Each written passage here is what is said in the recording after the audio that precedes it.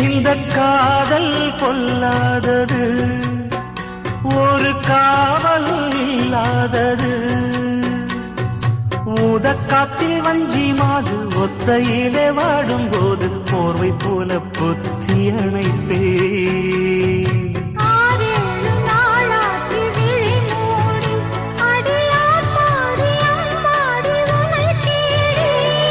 நீதானே மானே என் இளஞ்சோடி, உனை நீங்காது என்றும் என் உயிர் நாடி.